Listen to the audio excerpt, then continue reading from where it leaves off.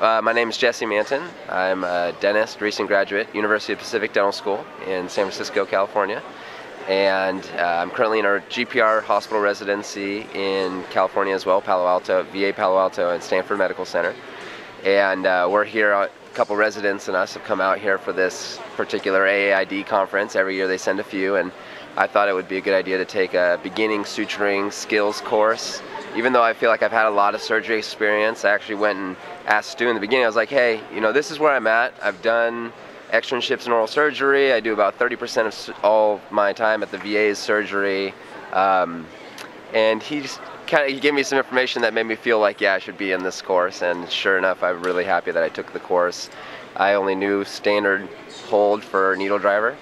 So it was interesting and challenging, and also eye-opening to use both hands and use 4 different ways of holding, and it made a lot of sense ergonomically. I was able to hold the papers in on my sides, and then I was looking today. So this comes together in that I got to use those techniques that we learned yesterday today in a pig jaw periodontal surgery grafting course that I took. So that one had us extracting teeth, placing membranes, and then suturing everything together in unique suturing.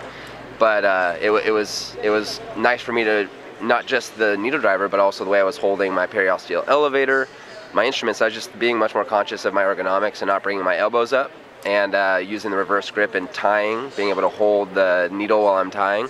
Basically just tried to focus in on everything that I learned yesterday and apply it today, and it was very interesting. I looked around and nobody else was doing it, so it is very much something that even people who just graduated or people who've practiced for 30 years, and maybe they're surgeons, maybe they're dentists, maybe they're periodontist, whatever it is, it seems like everybody could really benefit from this class. I know that I'm going to use this information, and if you guys are kind enough to send the slides my way, I know I'll use this information to pass this kind of techniques on to other student doctors from University of Pacific and schools that I plan to teach one day. So I would love to be able to use this information and develop these skills, because I was doing just right hand. I need to do left hand too, but develop those skills to be able to teach as well. So I think it was just a fantastic course. I highly recommend it.